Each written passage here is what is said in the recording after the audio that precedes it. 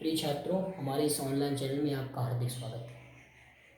कल हमने class 12th की फिजिक्स में अवतल दर्पण, उत्तल दर्पण, उनसे संबंधित परिभाषाएं और प्रतिबिंब बनने के नियमों को बताया था। आज हम उसी क्रम में आगे बढ़ते हुए आज अवतल दर्पण द्वारा प्रतिबिंब का बनना और उत्तल दर्पण द्वारा प्रतिबिंब का बनना, इन टॉपिकों पर डिस्कशन करेंगे। हम लेते हैं अवतल दर्पण द्वारा प्रतिबिंब का बनना।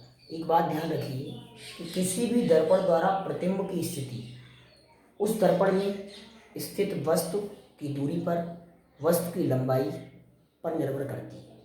भिन्न भिन्न स्थितियों में वस्तु के प्रतिबिंब भिन्न भिन्न होते हैं। यदि कोई वस्तु दर्पण के पास है तो उसका प्रतिबिंब अलग होगा, यदि कोई वस्तु दर्पण से दूर है तो उसका प्रतिबिंब अलग बनेगा। हमने आपको 3 नियम बताए थे। प्रथम नियम क्या था कि यदि अवतल दर्पण के मुख्य अक्ष के यदि कोई प्रकाश किरण अवतल दर्पण के फोकस बिंदु से होकर जाती है तो परावर्तन के पश्चात वह मुख्य अक्ष के समांतर हो जाती है। और द्वितीय नियम बताया था, यदि कोई प्रकाश की किरण अवतल दर्पण की वक्रता केंद्र से होकर जाती है तो परावर्तन के पश्चात वह उसी मार्ग से वापस लौट जाती है।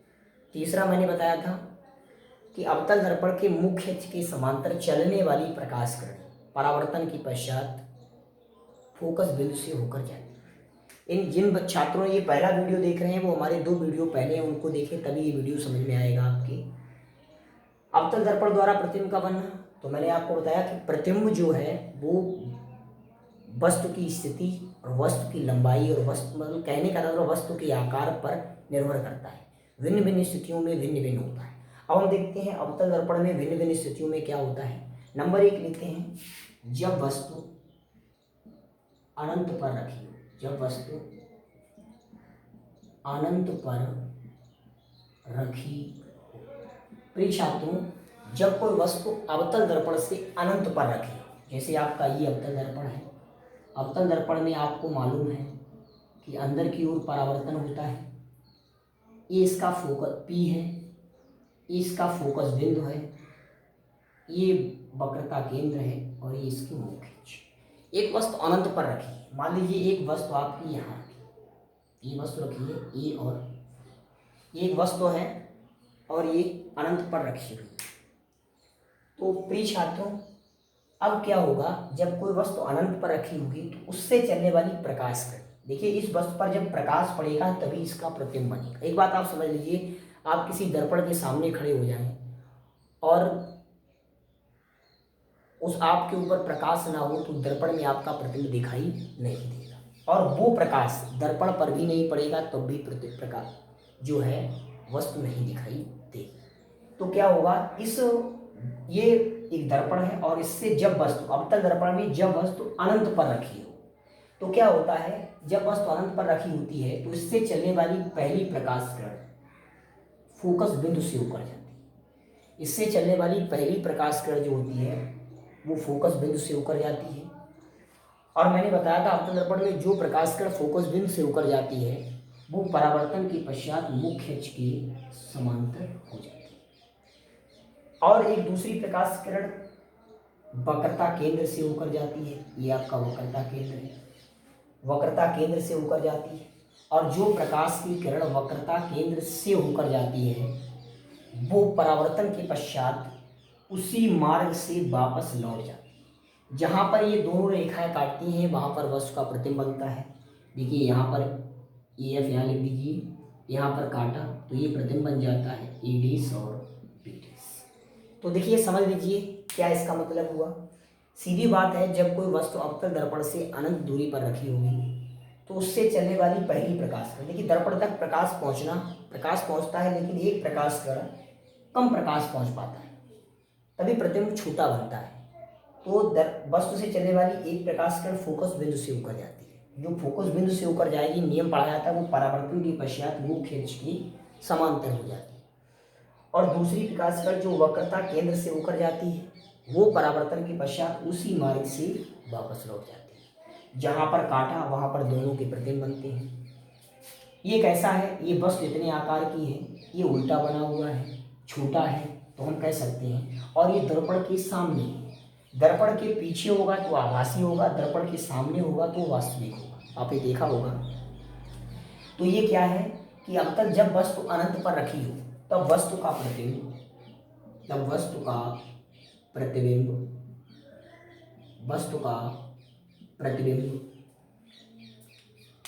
वास्तविक, क्योंकि दर्पण के सामने है तो वास्तविक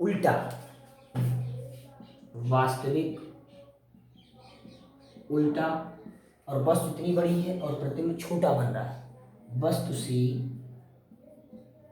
छोटा। अब कहाँ बनता है? दर्पण के फोकस बिंदु पर बनता है। वस्तु से छोटा दर्पण की फोकस बिंदु पर बनता। समझ में आया आप लोगों के कि जब कोई भी वस्तु अवतल दर्पण से अनंत पर रखी होगी तब वस्तु का प्रतिबिंब वास्तविक बनेगा, उल्टा बनेगा और वस्तु से छोटा बनेगा। कहाँ बनेगा? दर्पण की फोकस पर। एक बात आप लिख लेंगे, ये हो गया जब वस्तु अनंत पर रखी। अब धीरे धीरे वस्तु को हम दर्पण की तरफ ले जाएंगे तो प्रतिबिंब क्या होता है? अब देखिए हम दूसरा लेते हैं, ये अनंत वाला हो गया। अब दूसरा लिखेंगे, देखिए ये दर्पण हम बना देते हैं आपको समझाने के लिए, आपके समझ में आ जाएगा, परेशान ना हो। ये P है, ये F है, ये C है। अभी वस्तु कहाँ रखी थी? अनंत पर। अब वस्तु को क्या करेंगे? अनंत से लाकर हम वक्रता केंद्र और अनंत के बीच में रखें। अभी अनंत पर थी वस्तु, अनंत पर, अब रखेंगे अनंत और वक्रता केंद्र के बीच। अब हम क्या लिखेंगे? दूसरा पॉइंट क्या होगा? जब वस्तु अनंत और वक्रता केंद्र के बीच में रखी हो। अब देखिए वस्तु पहले अनंत पर थी तब इसका डायग्राम ये बना। समझ लिया। अब धीरे धीरे वस्तु को हम दर्पण के सामने लेते जाएंगे, वैसे वैसे प्रतिबिंब की स्थिति क्या होगी आप देखते रहेंगे। अब देखिए ये वस्तु अनंत और वक्रता केंद्र के बीच में रखी, तब क्या होगा? जब इस स्थिति होगी तो इससे चलने वाली मुख्य अक्ष के समांतर चलने वाली एक प्रकाश कण दर्पण तक पहुंचेगी और जो प्रकाश तक दर्पण तक पहुंचेगा और तो दर्पण के मुख्य अक्ष के समांतर जो प्रकाश किरण चलेगी वो परावर्तन के पश्चात आपने पढ़ा होगा फोकस बिंदु से होकर जाती। आपने पढ़ा होगा जो मुख्य अक्ष के अवतल दर्पण के मुख्य अक्ष के समांतर चलने वाली प्रकाश किरणें परावर्तन के पश्चात फोकस बिंदु से होकर जाती है। और एक दूसरी प्रकाश किरण किससे होकर जाएगी? थोड़ा इसको यहाँ लिख लीजिए C। दूसरी जो प्रकाश किरण वक्रता केंद्र से होकर जाएगी वो परावर्तन के पश्चात उसी मार्ग से वापस लौट जाएगी। देखिए दोनों किरणों ने कहाँ काटा? यहाँ पर। ये प्रतिबिंब बनेगा A' और B'। अब ये देखिए प्रतिबिंब कहाँ बन रहा है? दर्पण के सामने बन रहा है। कहाँ बन रहा है? वक्रता केंद्र व फोकस बिंदु के बीच में। ऐसे क्वेश्चन पूछेगा आपसे कि जब वस्तु अवतल दर्पण से अनंत और वक्रता केंद्र के बीच में रखी तब वस्तु, ये आपका आरेख होगा। विभिन्न आरेखों द्वारा हम इस स्थिति को निरूपित कर रहे हैं। ये आरेख होगा और क्या होगा? तब इससे एक प्रकाश किरण जाएगी वो परावर्तन के पश्चात फोकस बिंदु से ऊपर चली जाएगी। दूसरी प्रकाश किरण वक्रता केंद्र से ऊपर जाएगी और परावर्तित हो जाएगी। जहां पर काटेंगे वहां पर वस्तु का प्रतिबिंब बनेगा A' और B'। एक बात आपको यहाँ ध्यान रखनी है कि ये प्रतिबिंब कैसा है? उल्टा है। वस्तु इतनी बड़ी है, वस्तु को हमने क्या माना? A, B। ये A और ऐसा इस प्रकार बना है प्रतिबिंब, अर्थात ये प्रतिबिंब उल्टा है। तो वस्तु का प्रतिबिंब कैसा होगा? वास्तविक उल्टा और वस्तु से छोटा। किधर बनेगा? दर्पण की सामने। दर्पण की क्या बनेगा? सामने। तो आप इसकी पूछ सकता है प्रतिबिंब कैसा होता है? तब प्रतिबिंब कैसा होगा? वास्तविक उल्टा तथा वस्तु से छोटा। कहाँ बनता है? कहाँ बनता है? लिख लीजिए, नोट कर लीजिए कहाँ बनता है? वक्रता केंद्र व फोकस के बीच में। आपको एक ट्रिक याद रखनी है कि पहला आपको याद होगा, धीरे धीरे आप प्रतिबिंब को बढ़ाएंगे। देखिए जब अनंत पर थी तब फोकस बिंदु पर प्रतिबिंब बना था। इसमें वस्तु अनंत और वक्रता केंद्र के बीच में है तो इस प्रतिबिंब को भी बढ़ा दिया किधर? फोकस बिंदु से आगे बढ़ा दिया, कहाँ कर दिया, वक्रता केंद्र और फोकस के बीच में। अब देखिए वस्तु कहाँ पहुंच जाएगी, अब बीच में है, अब पहुंच जाएगी किस पर, वक्रता केंद्र पर। अब हम लिखेंगे तीसरा आलेख बनेगा, जब वस्तु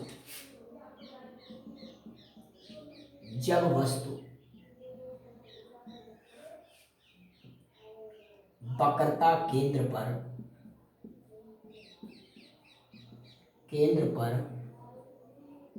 रखी हो। तो छात्रों जब वस्तु वक्रता केंद्र पर रखी, हम ये अवतल दर्पण बनाते हैं, ये आपका अवतल दर्पण है, ये आपका P हो गया, ये F हो गया, ये आपका C हो गया। अब वस्तु कहाँ रखी है, वक्रता, वस्तु रख दिया। प्रिय छात्रों अब क्या होता है, जब वस्तु वक्रता केंद्र पर रखी होती है तो वस्तु से चलने वाली पहली प्रकाश किरण परावर्तन के पश्चात फोकस बिंदु से होकर जाती है। अब आपको पढ़ाया है कि अवतल दर्पण के मुख्य अक्ष के समांतर चलने वाली प्रकाश किरणें परावर्तन के पश्चात फोकस बिंदु से होकर जाएंगी, और जो प्रकाश किरणें होंगी वो इधर उधर चली जाएंगी, लेकिन ये मुख्य किरणें हैं जो सीधी जाएंगी वो हमेशा परावर्तित होकर फोकस बिंदु से जाएंगे। आप किसी भी टार्च को किसी दर्पण के सामने कहीं से आप करते हैं तो प्रकाश वो सीधा जाएगा, लेकिन जो प्रकाश किरण बिल्कुल सीधी जाएगी वो परावर्तन के पश्चात फोकस से जाएगी, और जो किरण वक्रता केंद्र से जाएगी, इससे जाएगी, वो उसी मार्ग से लौट जाएगी। और क्या होता है, जब वक्रता केंद्र पर होती है तो दूसरी प्रकार किससे जाती है, फोकस बिंदु से होकर जाती है। आपको मालूम है जो प्रकाश किरण फोकस बिंदु से होकर जाती है वो परावर्तन के पश्चात मुख्य अक्ष के समांतर हो जाती है। हमने पढ़ाया है, नियम पढ़ाया है, जब तक आप नहीं देखेंगे ये आपके समझ में बिल्कुल नहीं है। तब ये प्रतिबिंब यहाँ बनता है, ये प्रतिबिंब क्या बना, ए डैश और बी डैश। आप ये देखिए, यहाँ पर देखिए हमने इस प्रतिबिंब को आगे बढ़ा के कहाँ रखा, वक्रता केंद्र पर। अब ये प्रतिबिंब देखिए कहाँ से कहाँ पहुँच गया, वक्रता केंद्र पर ही प्रतिबिंब पहुँच गया। पहले बीच में था, वक्रता केंद्र। जैसे जैसे प्रतिबिंब को दर्पण के समीप ले जाएंगे वैसे वैसे प्रतिबिंब भी दर्पण से क्या बनेगा, दूर बनता जाएगा और आकार उसका बढ़ता जाएगा। तो देखिए इसमें क्या हुआ, जब वस्तु वक्रता केंद्र पर रखी होगी तब वस्तु का प्रतिबिंब वक्रता केंद्र पर ही बनेगा। कैसा बनेगा, वास्तविक होगा, उल्टा होगा, लेकिन दोनों का आकार क्या होगा, समान होगा। वास्तविक होगा, उल्टा होगा और वस्तु के समान आकार। आप लिख लेंगे जब वस्तु वक्रता केंद्र पर रखी हो तब वस्तु का प्रतिबिंब वास्तविक, उल्टा और वस्तु के समान आकार का वक्रता केंद्र पर ही बनेगा। अब देखिए हम नेक्स्ट देखते हैं। अब हम इस प्रतिबिंब को और आगे बढ़ाएंगे। अब ये प्रतिबिंब कहाँ जाएगा, वक्रता केंद्र और फोकस बिंदु के बीच में। अब देखिए अब हम इस प्रतिबिंब को लेते हैं, जब वस्तु,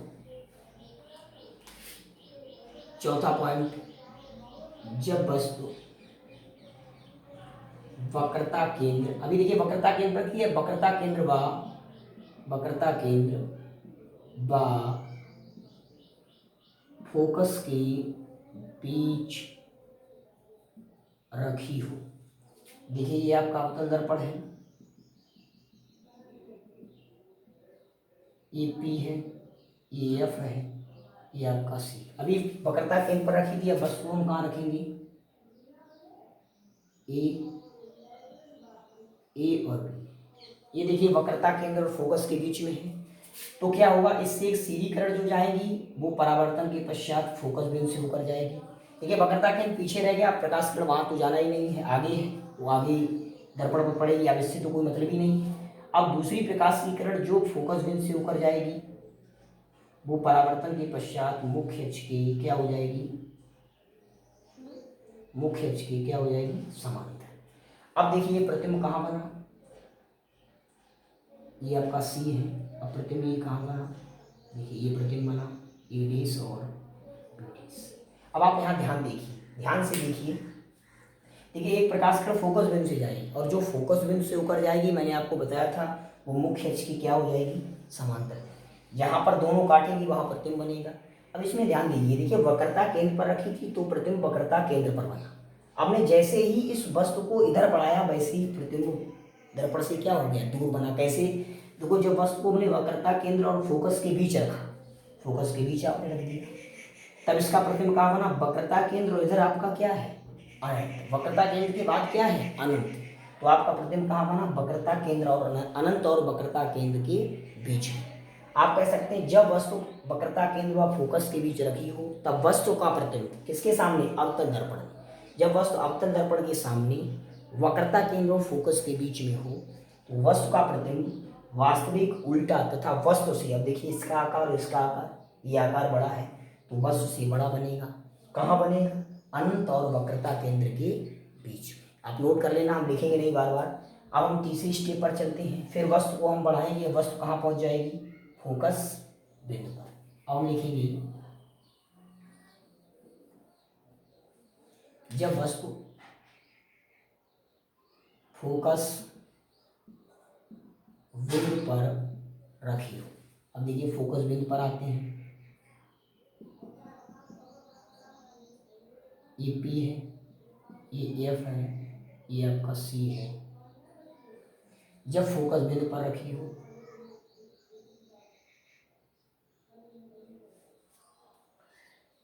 अब देखिए जब वस्तु फोकस बिंदु पर रखी हो,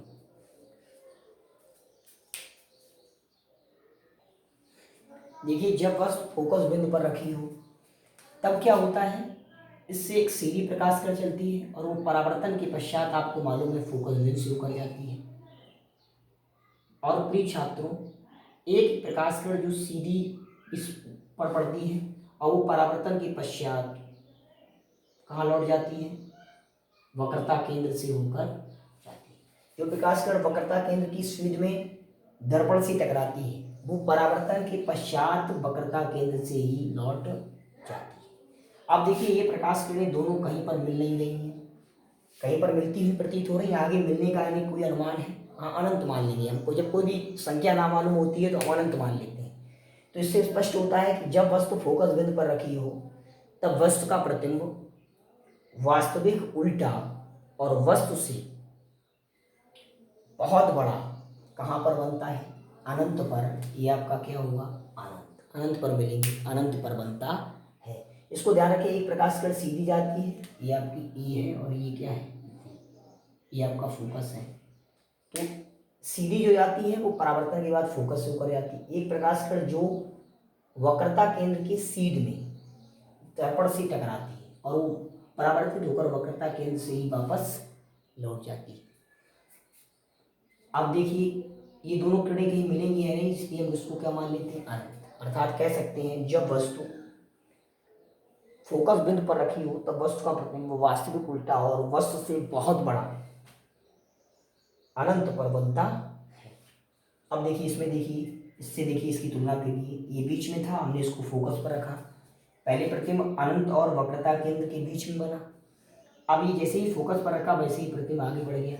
अभी अनंत और वक्रता केंद्र के बीच में था, प्रतिबिंब कहाँ बन गया, अनंत पर।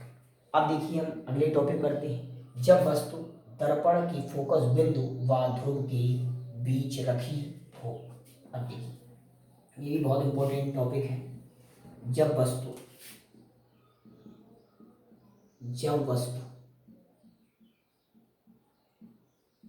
दर्पण के फोकस बिंदु, किस दर्पण के, अवतल दर्पण के फोकस बिंदु व ध्रुव के बीच रखी हो। देखिए बहुत बड़ा चित्र बनाते हैं, अवतल दर्पण है, ये P है, ये आपका F है, ये वस्तु रखी हुई है, ये।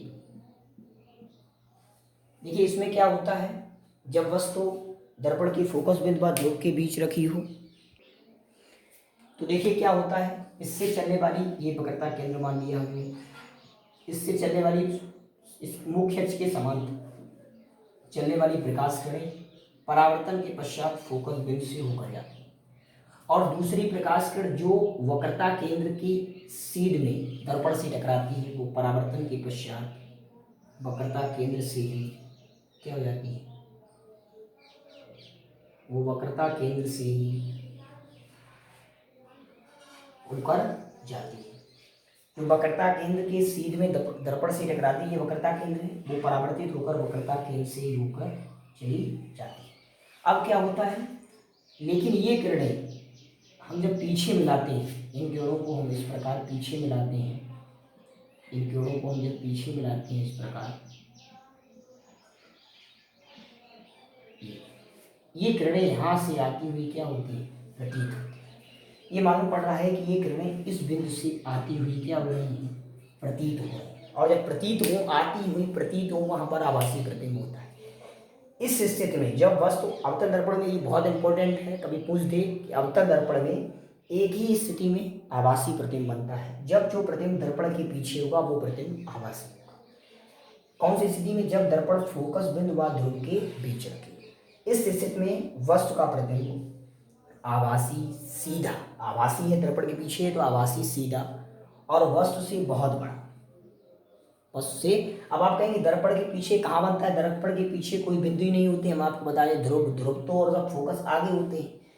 तो जब वस्तु दर्पण व फोकस बिंदु व ध्रुव के बीच रखी हो, तब वस्तु का प्रतिबिंब दर्पण के पीछे आभासी सीधा और वस्तु से बहुत बड़ा बनता है।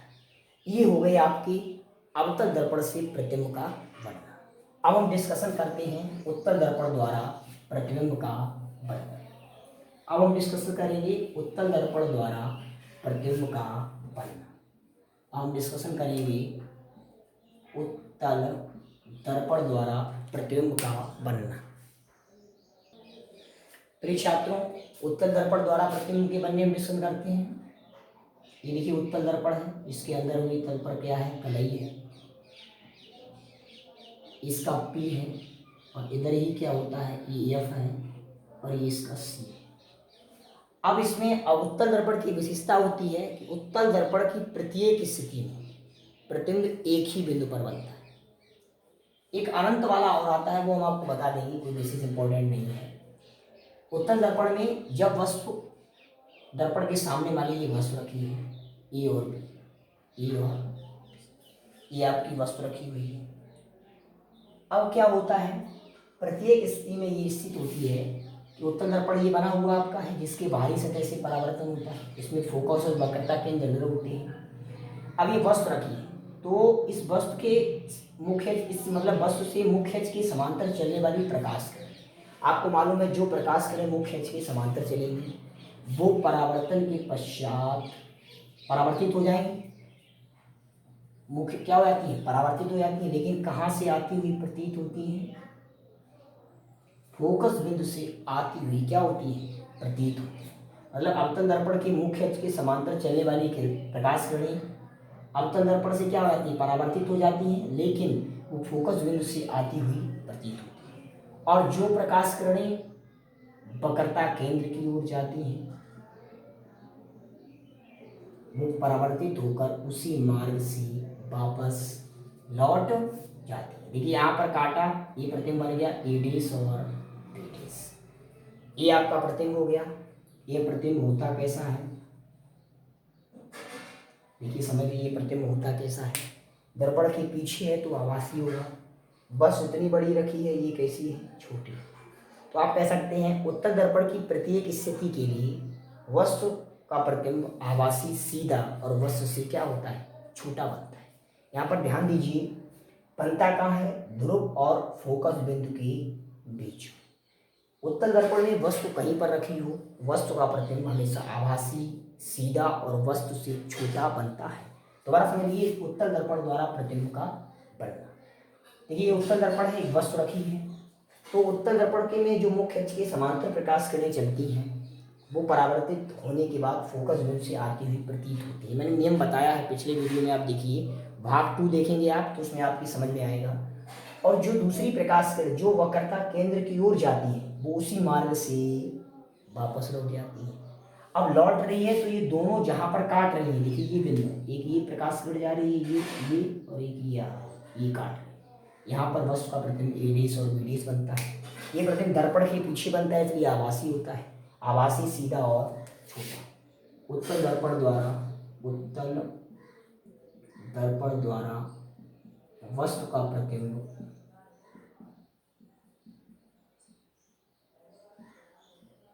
आभासी, सीधा और वस्तु से छोटा बनता है। ये बात आप ध्यान रखें, कहाँ बनता है? ध्रुव और वक्रता, फोकस बिंदु के बीच। प्रिय छात्रों, आज अवतल दर्पण और उत्तल दर्पण द्वारा प्रतिबिंब बनने के कॉन्सेप्ट खत्म होता है। हम अगले नेक्स्ट वीडियो में आपके लिए लेकर आएंगे यूवीएफ में संबंध 1/f बराबर 1/u प्लस 1/b। ये आपका उत्तल दर्पण के लिए और अवतल दर्पण, हम दोनों के लिए आपकी फोकस दूरी, वस्तु की दूरी और प्रतिबिंब की दूरी में जो संबंध होता है उस पर हम डिस्कशन करेंगे नेक्स्ट वीडियो में। इस वीडियो को आप एक बार आपके इस वीडियो में कुछ थोड़ा आपका डिस्कशन, ये जो मैंने पढ़ाया है ये आपकी कुछ प्रॉब्लम होती है तो आप इस वीडियो को दोबारा दे सकते हैं, और कोई भी समस्या है तो हम आप कमेंट बॉक्स में लिख सकते हैं। देखते रहिए, वीडियो आपके तभी समझ में आएगा जब आप इनसे पहले मैंने 2 वीडियो फिजिक्स के बताए हैं उन वीडियो को भी देखें। वीडियो देखते वक्त कॉपी और किताबों को साथ लेकर बैठें, तभी आपके अच्छा समझ में आएगा। जय हिंद, जय भारत।